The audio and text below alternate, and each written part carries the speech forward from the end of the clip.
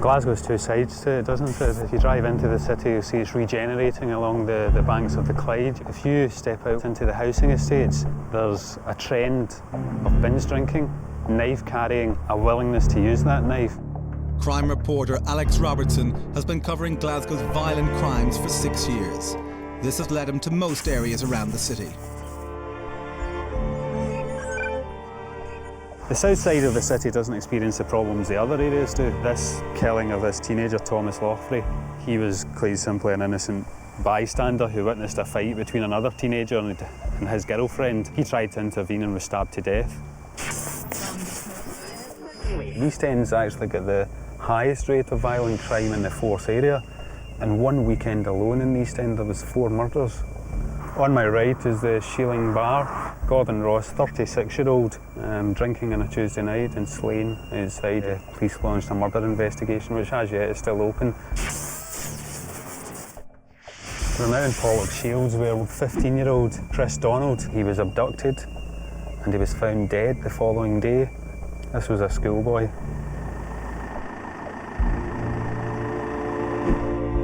Much of Glasgow's blade problem is put down to a subculture of young gangs. The members often referred to as Neds, or non-educated delinquents. Glasgow's Neds have a reasonably famous reputation. The Ned in Glasgow parlance tends to be the track-suited, violent, abusive young man from outlying housing estates. He hangs around in street corners and is more often or not involved in violence or, shoplifting. He is prepared to get high on drink and or drugs at the weekend and go looking for a fight. Territorialism amongst Neds is widespread across Glasgow. There are over 200 individually named gangs across the city, separated by the margins of their housing schemes. The majority are not involved in any organised criminal activity, except acts of violence. Well, if I go in a Friday night or Saturday night and taste this light tea, they'll stab you or bottle you, whatever. Because they've had drink in them or the drugs, they just go mental and start attacking you. Springburn in North Glasgow is a typical area where territorialism among youths can lead to running battles. We tracked down members from 2 local gangs. Both insisted on withholding their identities through fear of retribution. Their voices have been distorted. When you're young in it and you're daft, you want a gang, you want to like this, you need to like that. Fight with people. Happens here every weekend nearly, hearing a new person get stabbed. Most youngsters in Glasgow are carrying nice lockbacks, that's about it. Lockbacks or else just bolting people, just smash them around the face with a bottle. I think in certain schemes in certain parts of the city, a lot of young people will look up to the local hard man, the local gangster, and almost aspire to be as tough as him.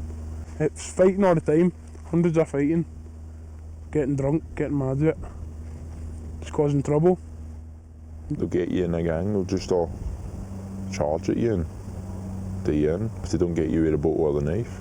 But, a large culture at that age of alcoholism, and with alcohol problems, violence often ensues, and if they're carrying knives, and that's the thing they'll often resort to using, When people get a drink, it's false courage. Think they're this and that, and then do stupid things to people that don't really deserve it. Stabbings do not just involve gang members.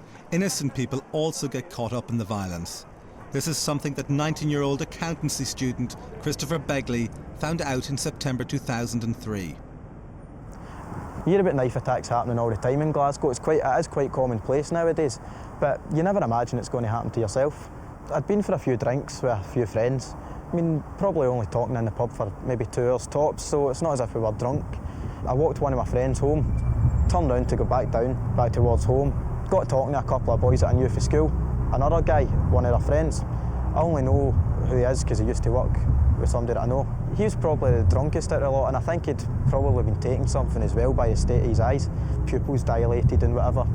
Out of nowhere, no argument, no conflict, nothing. He's just lunged at me. Initially, I thought I'd been punched, so I took a step back thinking, I'm going to get a hiding off for 3 boys here. As soon as I seen the blood in my jacket, I realised it was a knife or something had been slashed. He cut me from just behind my ear, right down, under my jawline to just under my chin. It's about a 7 or 8 inch scar. I got 6 stitches at the deepest part, and the rest was about butterflies. There's 25 butterfly stitches to seal up the rest. Luckily it wasn't too deep. Christopher's attacker was arrested within hours, but as in many other such cases, the witnesses refused to give evidence. I was definitely lucky with it because, for a start, I'm still here talking about it. An inch lower, I could have been dead.